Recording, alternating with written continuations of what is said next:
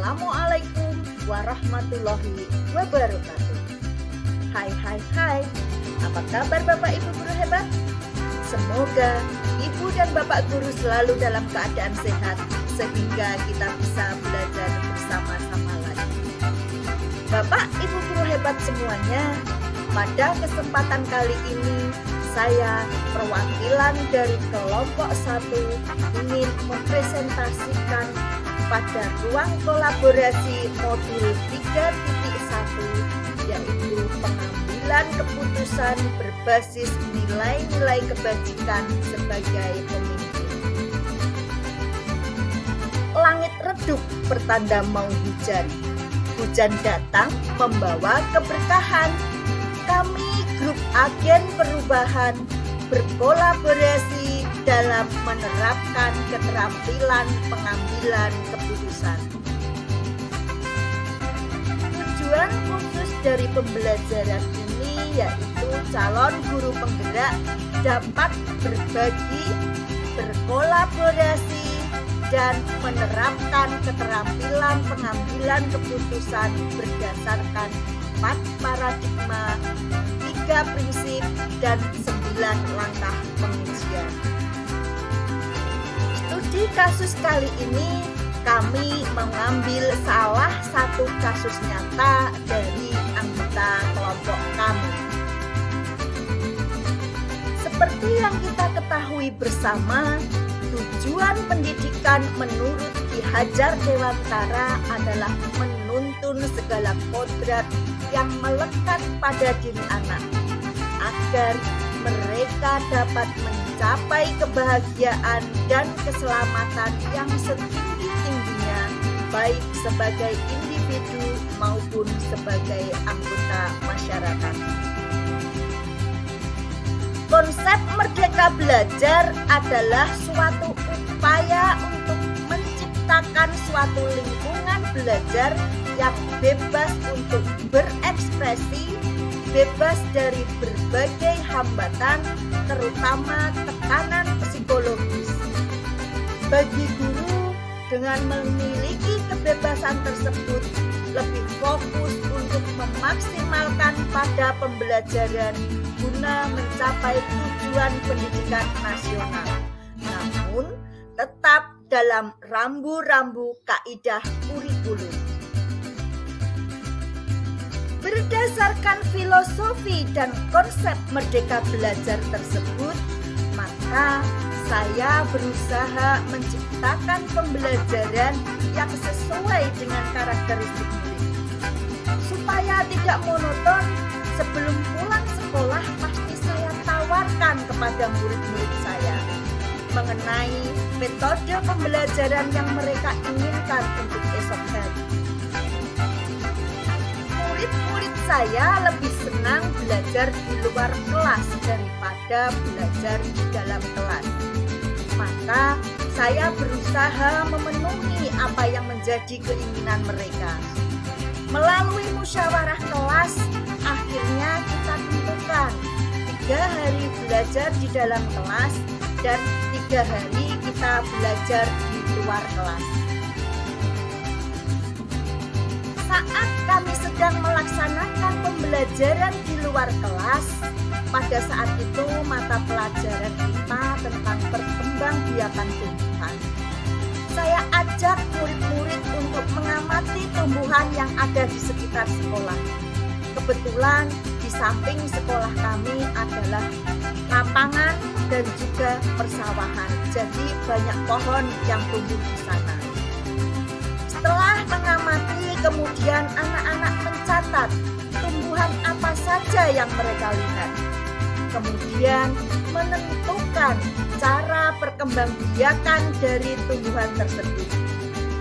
Murid-murid sangat senang dan berantusias mengikuti setiap arahan dari saya sebagai gurunya. Namun pada saat yang bersamaan ada wali murid yang lewat dan berhenti menghampiri saya. Kemudian beliau berkata, "Bu Aning, kelas 6 kok sering bermain di luar kelas? Apa tidak diajar, Bu?" Bagaimana anak saya bisa pintar kalau setiap hari hanya diajak jalan-jalan dan main-main? Menurut wali murid, bahwa belajar itu ya duduk di dalam kelas, mendengarkan Bapak Ibu guru ceramah, mencatat, seperti itu. Jadi mereka itu belum paham tentang konsep merdeka belajar. Kemudian saya beri penjelasan kepada wali murid tersebut mengenai konsep merdeka belajar yang sedang saya terapkan. Di lain hari, saat pembelajaran di luar kelas lagi, juga terjadi hal yang sama, tetapi dengan wali murid yang berbeda. Padahal saya sering mendokumentasikan kegiatan pembelajaran dan menguploadnya di WA grup kelas.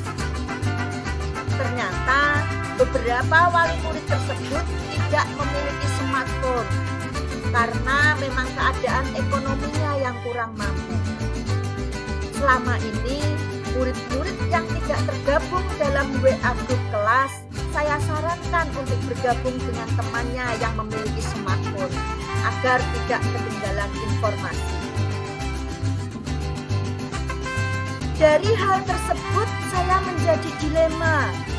Satu sisi, saya berusaha untuk memenuhi kebutuhan belajar murid secara variatif. Namun, di sisi lain, terdapat beberapa wali murid yang kurang setuju dengan metode pembelajaran yang saya lakukan. Akhirnya, saya menemui Bapak Kepala Sekolah untuk mencari solusi atas permasalahan saya. Kepala sekolah sangat setuju dengan metode pembelajaran yang saya lakukan karena memang untuk memenuhi kebutuhan belajar murid.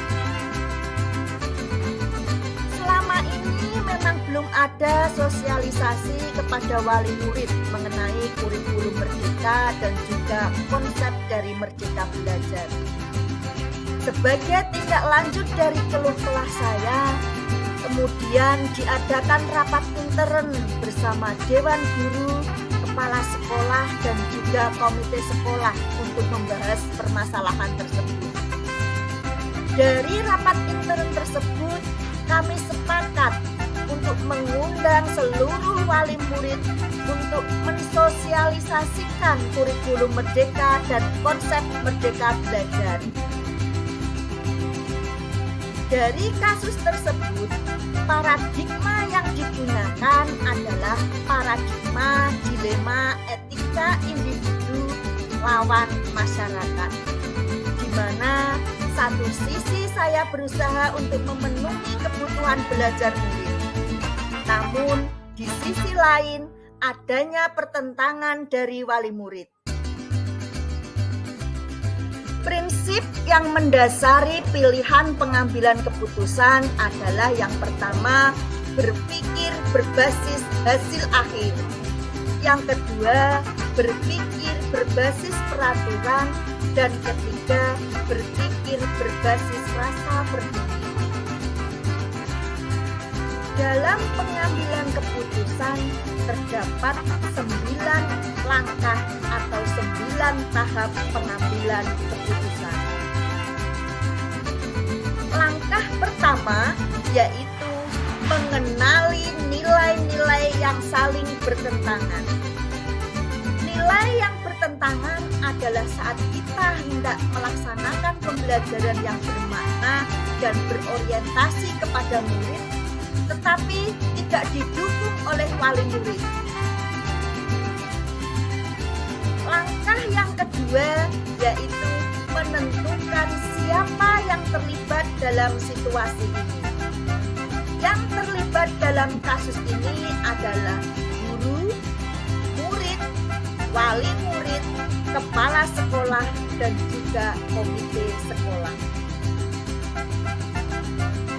Fakta-fakta yang relevan dari kasus ini adalah yang pertama, mewujudkan pembelajaran yang bermakna dan berorientasi kepada murid. Yang kedua, memenuhi kebutuhan belajar murid.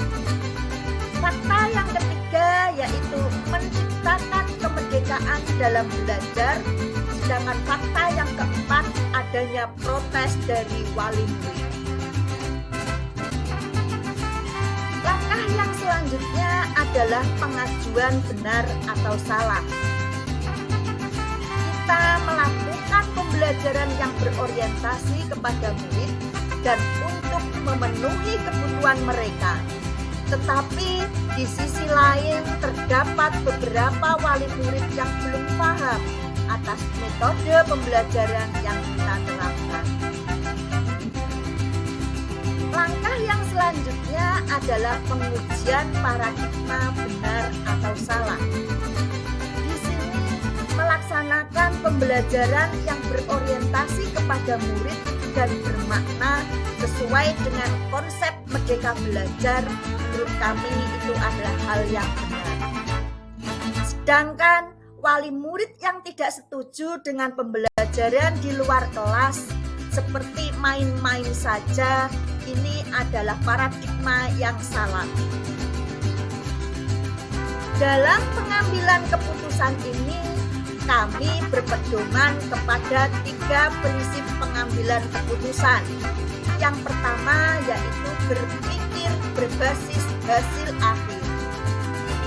Dengan memanfaatkan alam, laboratorium alam, diharapkan dapat menarik minat murid sehingga mereka berantusias dalam belajar. Mereka merasa senang bisa menemukan informasi yang mereka inginkan secara mandiri. Jadi harapannya adalah tujuan pembelajaran yang sudah ditetapkan dapat tercapai. Kemudian prinsip berpikir berbasis peraturan. Di sini saya mencoba menerapkan kurikulum merdeka yang sudah ditetapkan oleh Kemendikbud. Yang ketiga yaitu prinsip berpikir berbasis rasa peduli. Pembelajaran di luar kelas ini saya lakukan sebagai wujud rasa peduli saya terhadap kebutuhan belajar murid, di mana murid-murid saya ini berkeinginan, mereka merasa senang apabila pembelajaran dilaksanakan di luar kelas. Tahap yang selanjutnya adalah investigasi opsi trilema. Saya akan berkunjung ke rumah wali murid untuk melakukan pendekatan dan memberikan pemahaman mengenai metode pembelajaran yang saya terapkan. Di mana kunjungan ini saya fokuskan kepada wali murid yang tidak memiliki smartphone. Langkah yang selanjutnya adalah buat keputusan.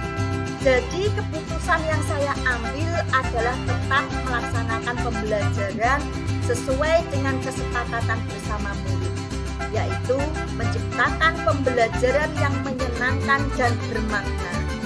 3 hari belajar di dalam kelas dan 3 hari belajar di luar kelas. Tinjau lagi keputusan dan refleksikan. Saya tetap akan melaksanakan keputusan dan memberikan informasi kepada wali murid secara transparan dan melakukan pendekatan dengan beberapa wali murid secara langsung. Mungkin untuk menambah pengetahuan saya tentang penerapan kurikulum merdeka ini, saya akan mengikuti pelatihan mandiri yang ada di platform Merdeka Mengajar. Berdasarkan pertimbangan yang telah diuraikan, menurut kami pengambilan keputusan ini telah tepat karena merupakan titik tengah dari dilema permasalahan yang dialami. Terdapat hal menarik dan tak terduga. Ternyata untuk mengambil keputusan kita harus menggunakan beberapa langkah dan harus sesuai dengan peraturan yang ada.